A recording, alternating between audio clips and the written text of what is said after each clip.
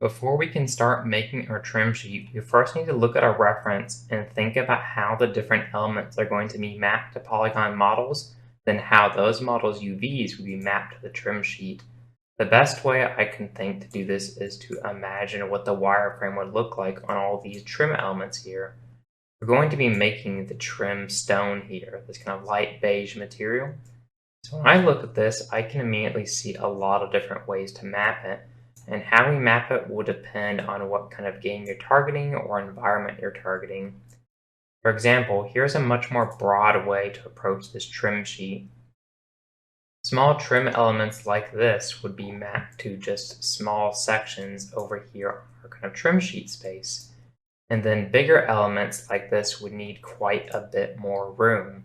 But one issue with this, although it is a very low polygon count to get this nice large trim texture, and you can trace some extra polygons on top and extrude those out of it to get more detail, it's not very modular. For example, if I want this section here to be different from this section, say don't have these little elements here or have these parts missing, I couldn't do that. So if I toggled this sheet off and then toggled this one on, I can now see a bit more of a detailed polygon approach to mapping. So in this example, we would have elements like the little scales here on the inner part mapped to a small square section, say up here on the trim sheet. And then elements like these little pieces here and these figures here, those would be in their own little element up here with kind of an alpha mask around them. That way you can map those to a single floating polygon just above the surface to add those details where you want, or you can trace and extrude them a little bit. This is the method we'll be using for making our trim sheet, this more detailed approach. And as we go through this, we'll be trying to decide where these need to be located. It's going to be very important location-wise to how all these are on here to determine the best way to get lower polygon counts on some elements.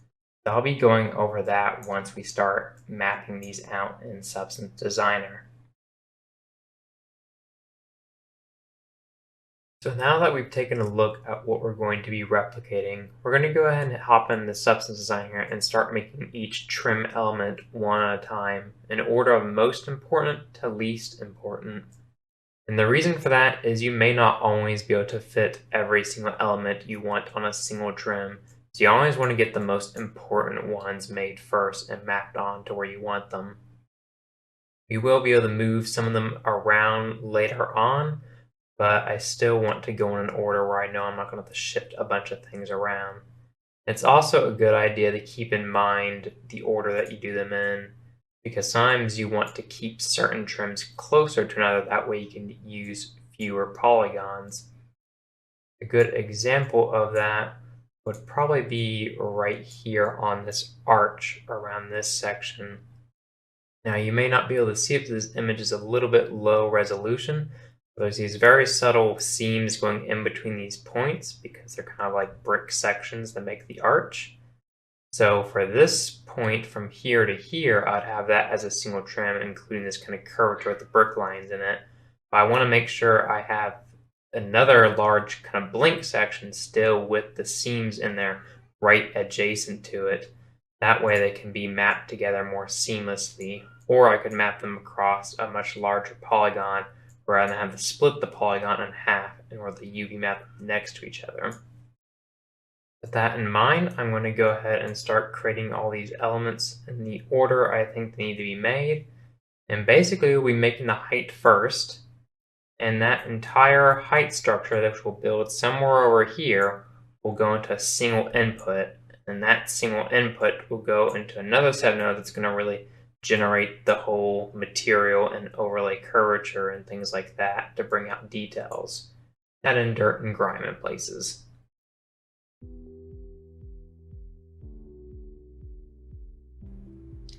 Throughout this tutorial, there will be mostly time-lapse sections such as this one, and I will be doing commentary over at key points, but a lot of it is very long, so I'm not going to be talking constantly for 3 hours straight, just at the important parts here and there. There will, however, still be sections where I talk much more in depth when I get into much more technical detail. Other than that, sit back and watch as I go through node by node, and I will talk whenever there's something much more specific or something that's not obvious that's going on the recording.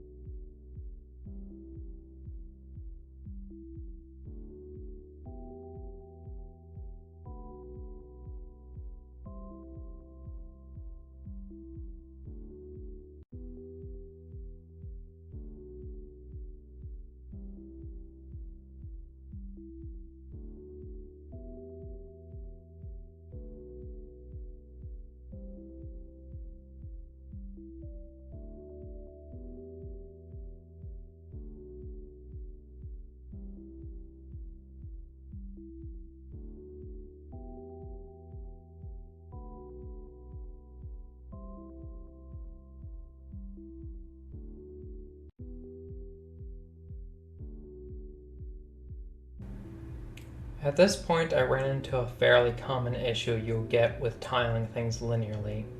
So I've noticed some little artifacts in the normal map on my shape there. And the cause of that, it turns out, is my shape node there at the beginning I have set to non-tiling, and all the nodes in front are inheriting it. So this blur node right here is not tiling left, right, or up and down. So when it blurs, it's not blurring across the border, which creates a small artifact. And even though it's being linear tiled afterward, that blur still creates an artifact. So that's something you need to look at as you tile things.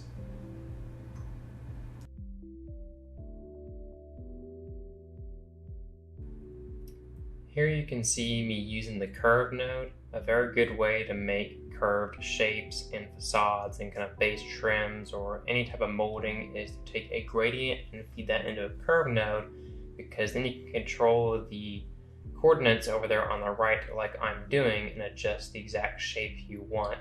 And then, of course, just use your Transform 2D node to size it down to make it the right size on the trim sheet.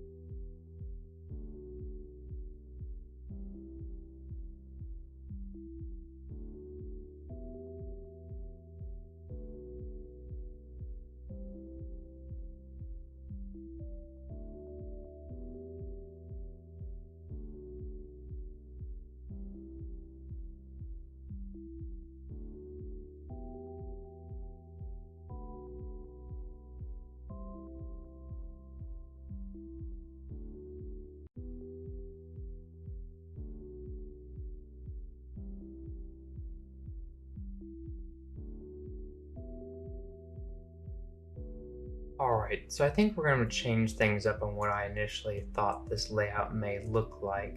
So instead of making this a 2 meter by 2 meter by material, we're going to make this a 2 by 1 material, which means it'll be non-square. So basically we have a square of trim here, and then another square of trim here. I'm going to make it a resolution of 1024 by 2048, so you could go higher for that. And the reason I'm going to do this now is after trying to fit these elements here, I've realized there isn't a good way to get a lot more of this in without running out of space. I could, of course, shrink down the scale of these by half, but then I'd just be scaling them up so they wouldn't quite match. So now that's going to be 1024 by 2048. You would think that, well, we're going to be getting less detail here across this. How will we fix that? And the solution for that in a lot of games is actually layering a detailed texture on top of stuff. That's a good idea to make textures like normal trim sheets, where the trim sheet would just say normals only, and maybe a very simple color on it. And then in game, you tile kind of a, maybe not necessarily high resolution, but you could say tile a normal map of a little stone pool, or the stone texture normal map that's 1024 by 1024. You could tile that across it 2 times or 3 times, and that layering of detail will make it look much higher resolution and give it much finer detail. So it does mean individual shapes here, like this element and the scales here, will be a little bit softer, but it won't be a huge problem. So the best way to work with that in Substance Designer, I find, is to actually not set the parent size to say 248 1024, because it kind of just becomes a weird way to work when you unlock these and do that. Here's what it looks like when you do that, and you can see that everything immediately broke. You can work this way. I don't like to do that. So what we will do instead is create a big structure here, what we're already doing, and once this gets full, we'll group that whole thing into one group and label it bottom trim sheet, or bottom half of the trim sheet, and then we'll make the whole second structure, and then at the very end of our node chain, when we get to our material point, we will put those together to make it non-square.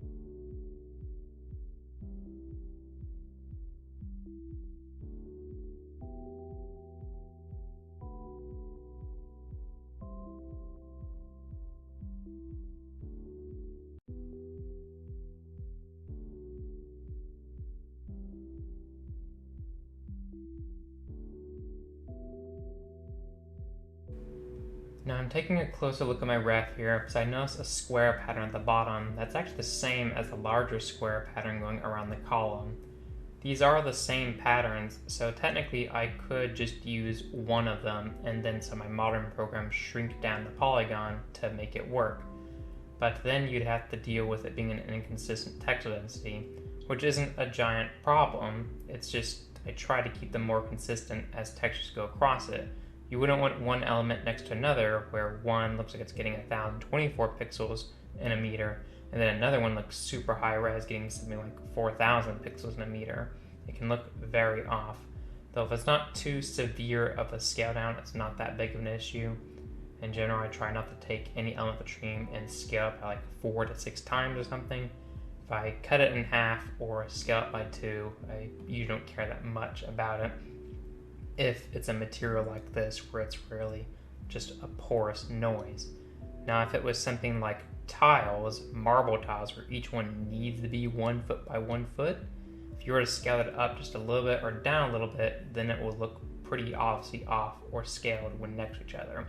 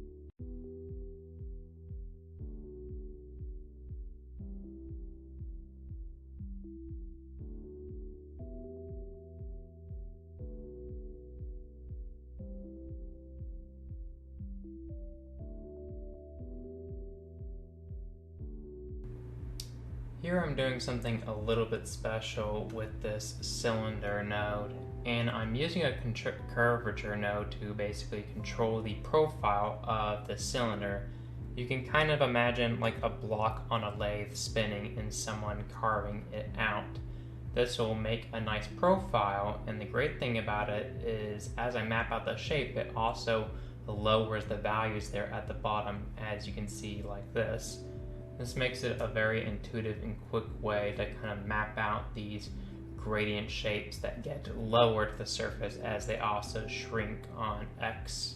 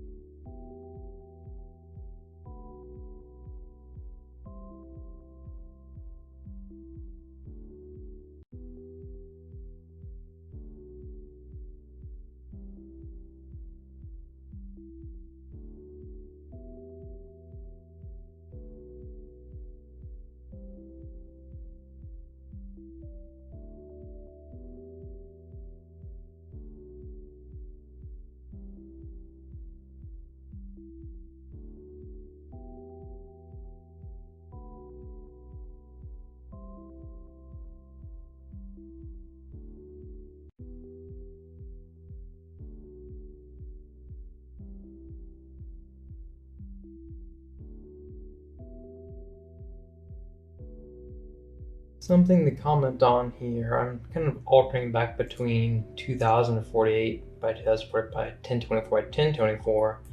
And the reason I'm doing this is that because this is going to be a 2 by 1 texture sheet, so 2048 by 1024, you want to be checking how this is going to be generating at 1024 by 1024. That's essentially what each of these sections is going to be. You're getting some pretty bad artifacting. Sometimes it's better to generate your whole graph at a much higher resolution, or just the section you want at a high resolution, then have a node that downscales. An example of that would be telling this node right here to change its output size to absolute, and we can change this to 2048 by 2048. And now it's outputting at a high resolution here, but then down here it's downscaling the 1024 by 1024 since the graph is set to. And that can be sometimes a lot better if it's generated that way rather than trying to generate it at 1024 by 1024. And this effect is even more severe at smaller resolutions like 512 by 512 and so forth.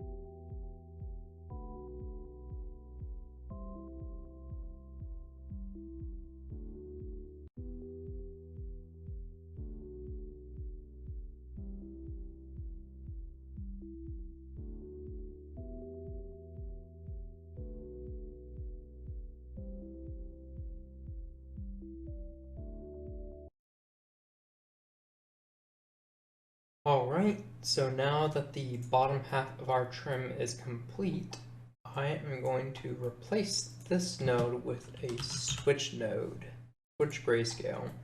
And this is what I'm going to use to be switching back and forth between just the trim half bottom and the top half of the trim.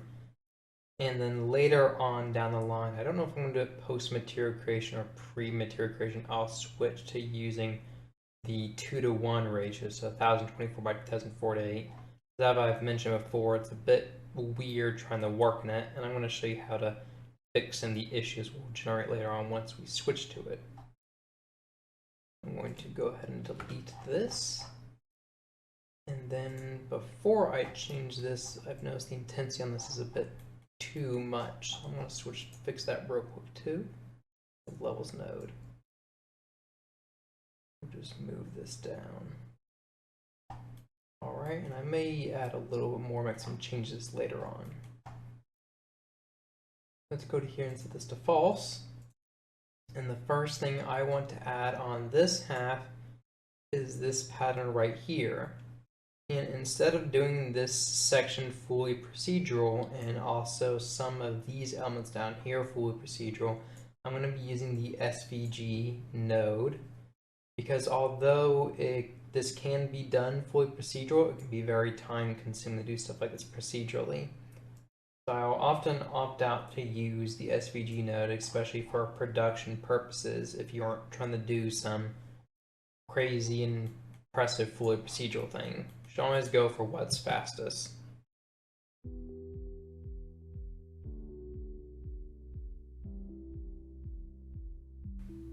In this section here, I'm going to be making another trim sheet section. Basically, there's going to be another big square, just like we did with the trim half bottom. There's going to be the trim half top. And later on, we are going to combine it to make the 2-to-1 ratio trim sheet. And to start things off, I'm going to be using an SVG node here to draw out the shapes. And the reason for this is simply because it's fast and efficient. You don't need to make everything 100% procedural, especially if you aren't going to be really relying on modifying a substance a ton and modifying all the shapes.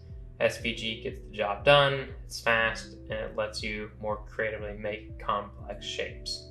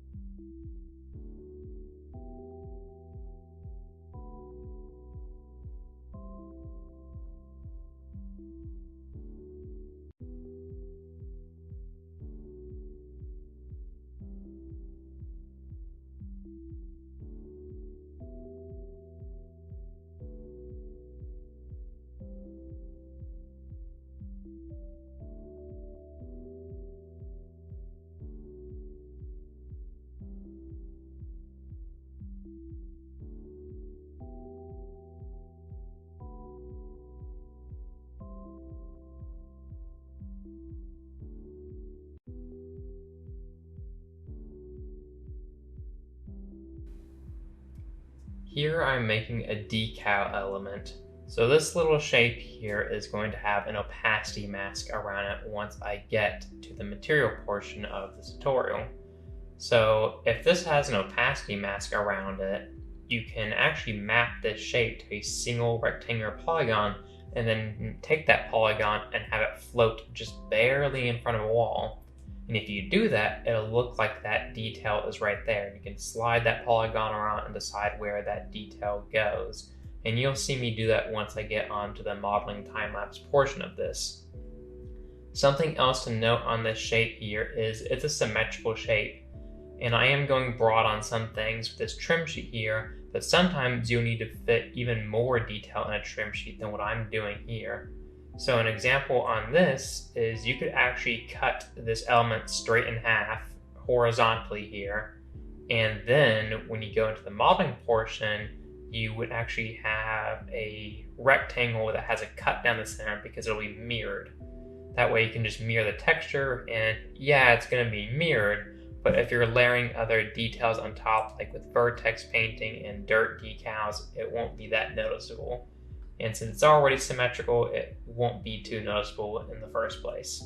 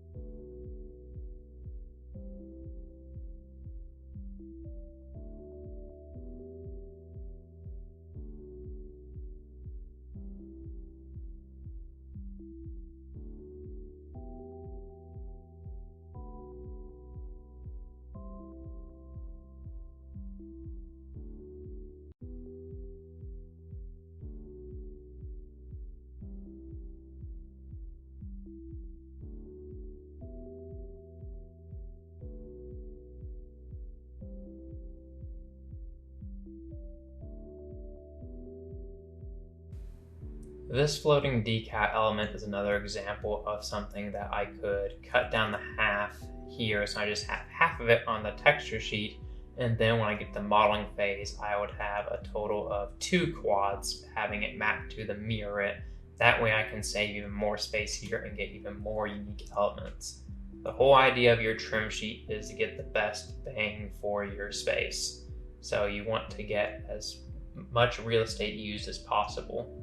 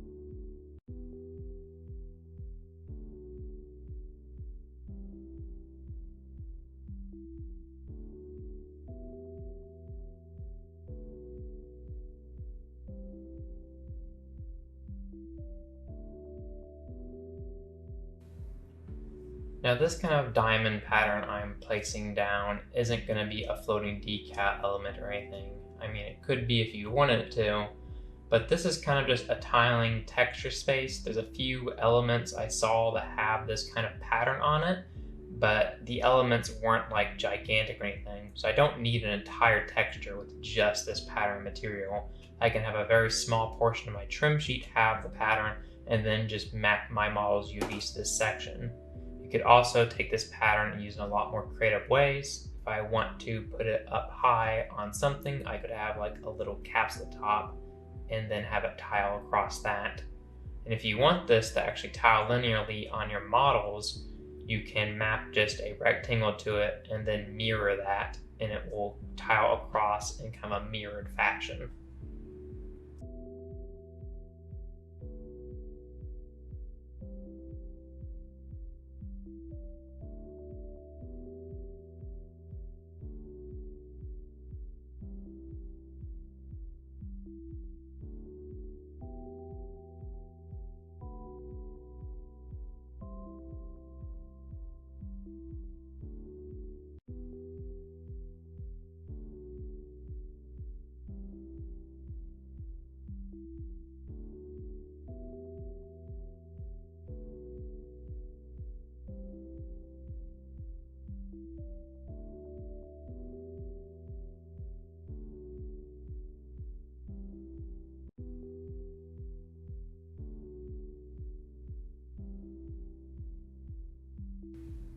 For this section here, I'm going to start building the material portion of this trim sheet.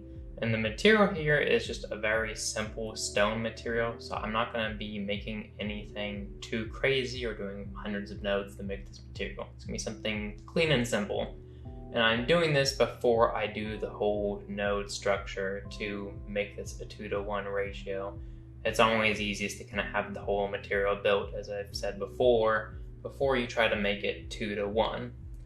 So here I'm just kind of overlaying some different noises using a normal combine to get more of a stone look, and then I'll be adding in color and curvature detail. Another great thing about this trim sheet and material is that the material isn't really too complex. It's kind of simple, kind of flat. There isn't a lot of curvature detail, which means if you wanted to be super optimized, you could call this trim sheet done and export out just the normal map and opacity map for the floating decals, of course. And then inside of your game engine like Unity or Unreal Engine, you could set up a shader to take just the normal map from this and then have a base material inside there and combine it with just the normal map. And that's really great because not only do you only need 2 textures from this material now, you can dynamically swap what the trim sheet is made out of inside Engine. So you could have it this stone material, you could have it more of a concrete material, you could have it kind of out of a red brick material or some sort of other clay, and that keeps things very dynamic. You could also export out an additional map from here that's kind of like a masking map. So it'd be like a grayscale map of like dirt. And then you could also use that inside your engine editor to say vertex paint dirt into very specific crevices based on the curvature inside here. So lots of dynamic ways to do a trim sheet, and there's no one definitive way either.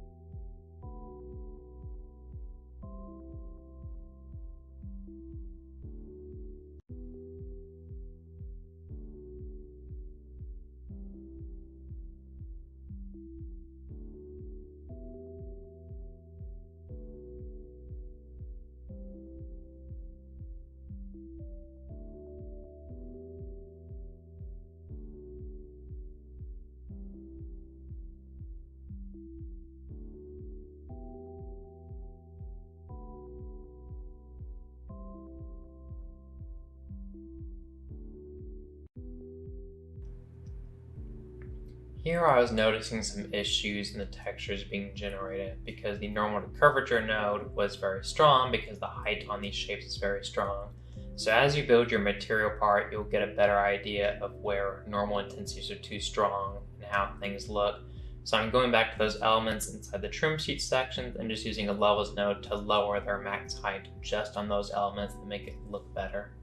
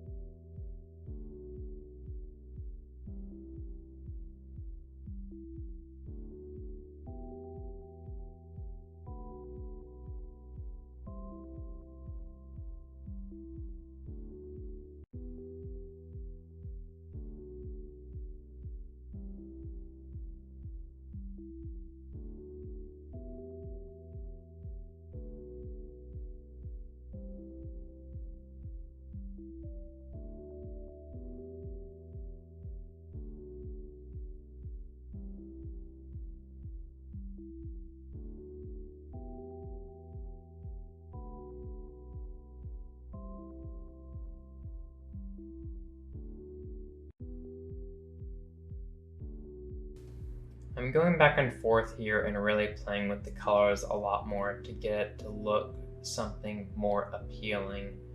And one thing you'll want to be doing as you're doing your texture creation process is pretty early on, even if the material isn't necessarily 100% done, go ahead and export it and see how it looks in Engine. And the reason for that is even if you get to look super amazing in Substance Designer, sometimes engines, depending on if it's, Blender Eevee, Unreal Engine, or Uni, they all kind of have their own little look to them. And this texture may look great here, but if it doesn't look great inside your target engine, then it doesn't really matter. So even after I finish this and export it, while I'm modeling and working with it, I may still come back to this texture and make small edits and changes, adjust color, or adjust normal detail depending on how it looks in the engine.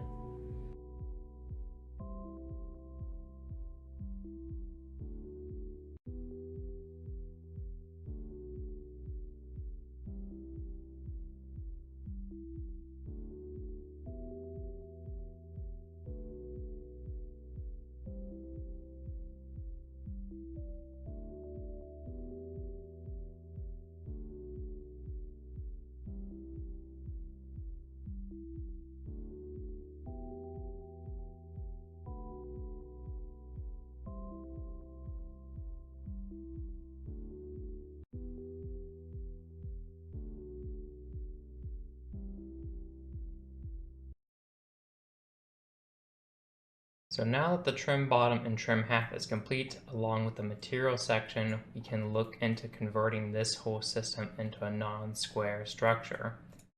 But we also are going to need to add an opacity layer for a few elements on here, but it's best that we do that after we convert to non-square.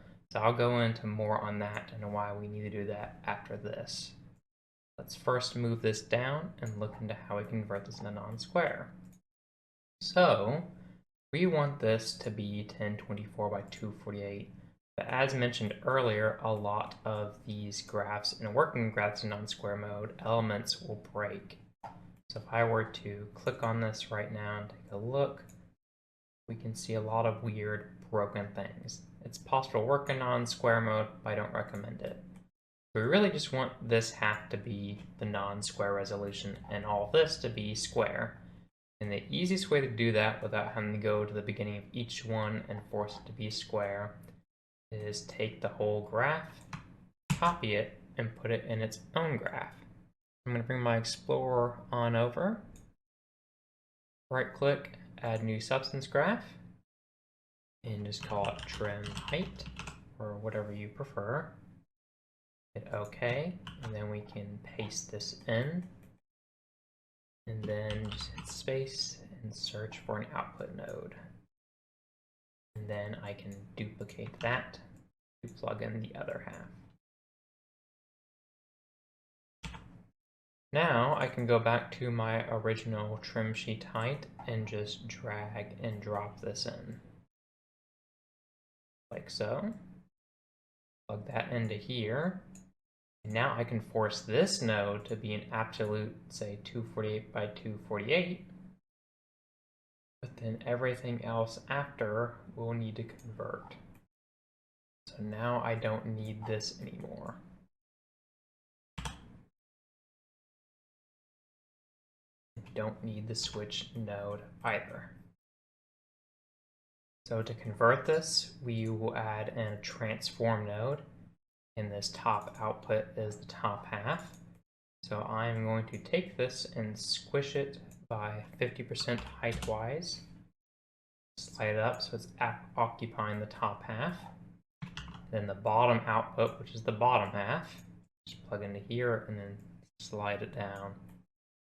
Then we can add a blend node here and put it as max lighten. Now if we set this to be relative to parent, which is what the graph is, it's going to go non-square. And there we have it, 1024 by 2048 pixels. I can hit space to check it.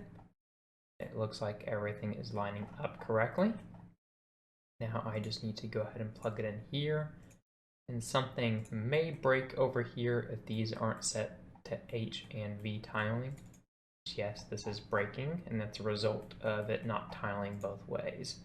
Let's go back to the blend node here and set the tiling mode to horizontal and vertical.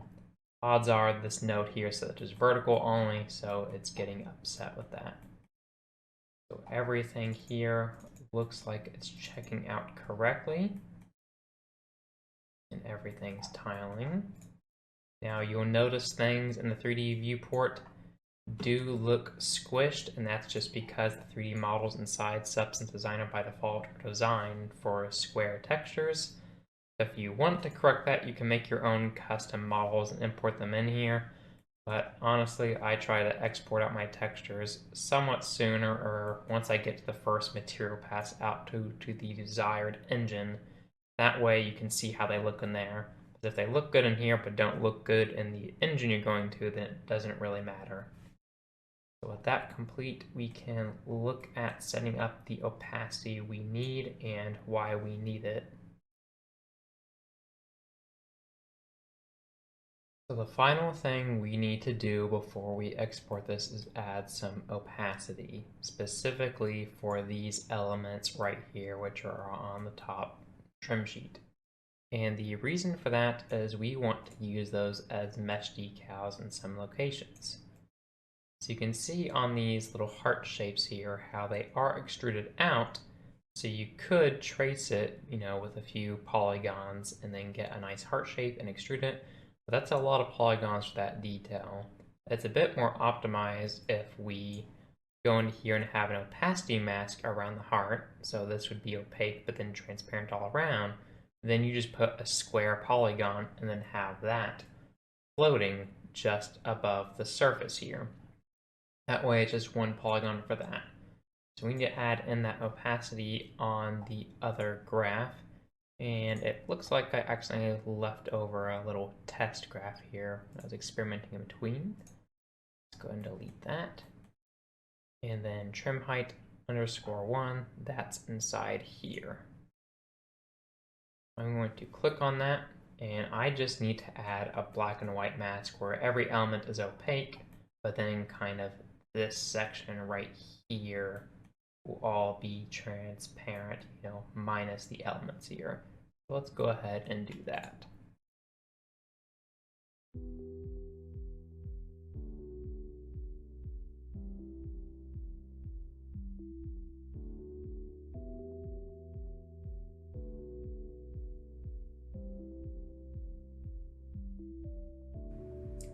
Now when making your opacity mask here for your elements that are going to be floating, I'm trying to make sure they're not too close to each other, because as it downscales to a lower resolution, there may be a little bit of bleeding between pixels where they'll kind of join together, and then there won't be enough room for any opacity exists, so on one side of your floating polygon, it could look like a very harsh, sharp drop-off where it's connecting to something else. So you do want to make sure you have a little space. Another thing to consider with these is adding a little bit of blur around these shape masks.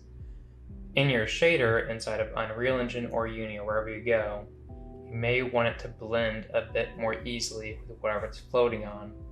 And you can do that in translucent shaders, though it's usually a little bit more expensive. The cheaper option is to choose the clipping option in whatever your shader is you're using, whatever program. That'll create a much harsher instant drop-off. Basically, it's either completely opaque or completely transparent, whereas if you have kind of a fade-off, it slowly transitions, but that's of course a little bit more expensive. In the end, it doesn't really matter that much because you're going to have a lot of dirt layering from decals and lighting going on and plenty of other things going on in your scene, so it's kind of up to you what you want to do.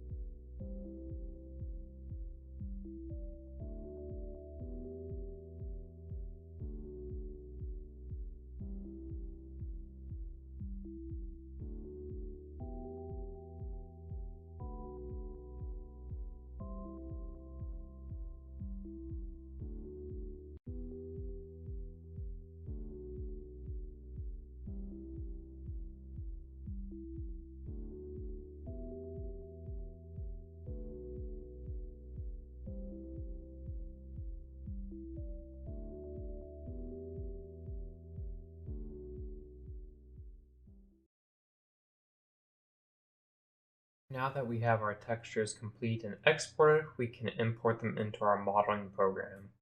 And I'm going to be using Blender 3D, but you can set this up in any modeling program you want.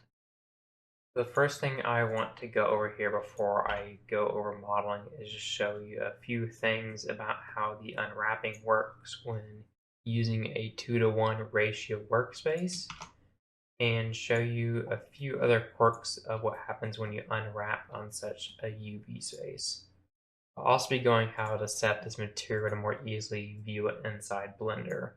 If you're using another modeling program and you just need to see what's going on, you can just import a single texture like the normal map, and that'll give you enough reference to know where you're UV mapping everything.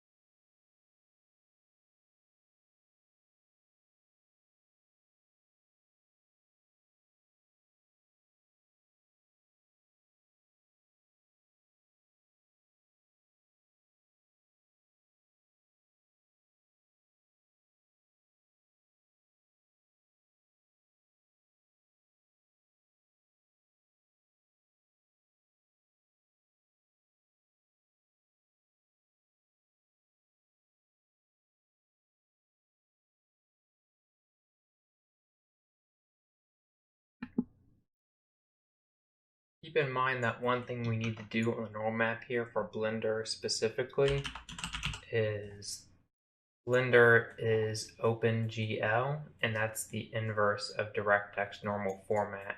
So we need to invert the green channel on here, or else it's going to look like everything is inverted. Something to always keep in mind depending on what engine you're going to.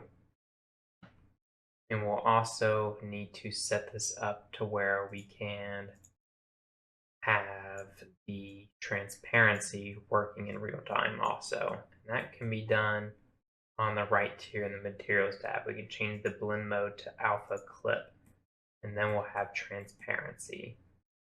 First, we need to take this and just plug it into a normal map node, like so, and then we'll have our normal map. Let's look at the material on here. And things are very wrong. And that is because I need to swap the position of these in the shader. Let's move this up here. And now we have everything, but of course it's a little bit squished. So let's scale it by Y by 2. Now we have our actual full trim sheet here. And you can go ahead and just start modeling and then UV map the areas of this. You can also duplicate this plane and then do a loop cut down to areas you want to work with, and then just kind of duplicate them off like so. Then kind of work with models that way. But one thing to go over here is the UV mapping when you're working with a 2:1 texture. So right now I don't have a texture loaded here, so Blender's assuming this is a perfectly square texture. So let me just take a different object here real quick, like this circle. I'm gonna fill it in. Now if I take this circle and I unwrap it, actually let me make sure this is our object. If I unwrap that, it unwraps as a circle right here. Now if I have any of these textures loaded, which are non-square, now you can see it's stretched like so. And even if I were to make a new circle and fill it in, if I unwrap that, just a regular unwrap, it's still gonna unwrap it stretched like that. It's basically trying to compensate for the stretch of the texture here, but our texture isn't stretched. It's all still the correct square. So you always need to select your UVs, hit scale Y by 0.5, and that will fix it. So now I could say map this to a little circle element right here. So you wouldn't want to use something necessarily this high res. So one other tip I'm going to show you before I go on to the modeling is how to model and UV map sections that are like this with relative ease. There are much easier ways to map it. So for those arches there, for example, we can take a circle by Y. I'm going to rotate it on X by 90 degrees and just chop off the bottom. Next, I'm going to actually add that all back, then scale out and remove these elements. So if I want to unwrap a shape like this to go directly straight left and right, the way you do that in Blender is first take any one of these squares here. Let's actually add the material first with Control L and then materials to copy the material from that. Let's take this one polygon here and unwrap it, and then let's make it perfectly square. So let's scale it upon Y here and scale it upon Y here. And now all four corners are 9 degrees, so not a perfect square, but a perfect rectangle. That'll be enough. Now if I select the rest of this trim here and make sure this one that's already unwrapped is the active element, you can hit U and follow active quad.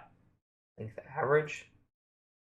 Now I've unwrapped the rest of that following that. So I can rotate it by 90 now and move it down. And then you just adjust it to the scale you want. And one thing to keep in mind here is, although we're trying to go for around 1024 pixels per meter, or in this case 512 pixels per meter, is a bit of a lower resolution texture. You can always in your game engine layer more detail on top. So on top of this material, you would have another set of UVs, or you could just use the same UVs and then tile some micro detail normals across it. And that will add a lot more detail. But this still looks good at the resolution it's currently at. I can map it to say right here. And you may sometimes get a little bit of warping, which can sometimes be fixed when adding triangulation to it. Other times you will have to adjust it a bit more or add some loop cuts to help correct that. It can be a bit tricky to fix at times. Other than that, that looks very similar to how we want it in the ref. And that's really the only major tiling I'm going to be doing. The only other thing to keep in mind I want to go over is to make sure if you want this to say wrap around, like say these sections here, they're going to wrap around at 360. If you want the edges to connect perfectly, you need to make sure the left and right are matching up correctly. The way you can do something like that is we can take another circle here. Let's move it way over here. Copy this material. Oops, just shift click. I can extrude up. And for this one, we are going to need to mark a seam somewhere. That's not what I wanted to do. All right, let's unwrap this. It's already a perfect rectangle, so we can already work with that. Follow active quad. And now we can need to scale this down and fit it. So the quickest way to get it inside of here is to just go to UV and then pack islands. Now put it in there, and that will also snap it in there. Let's put this at 0 margin so we know it's hitting the edges, and turn off rotate. Now I've made sure that it's matching up edge to edge. Of course, we may not want this to be going this one loop to go all the way around. Maybe we want it to go just halfway and then tile. In that case, you can grab here and here, delete that, then just make sure this is hitting edge to edge. So once again, pack islands. Now we're getting something a bit more close to how we want it. Level.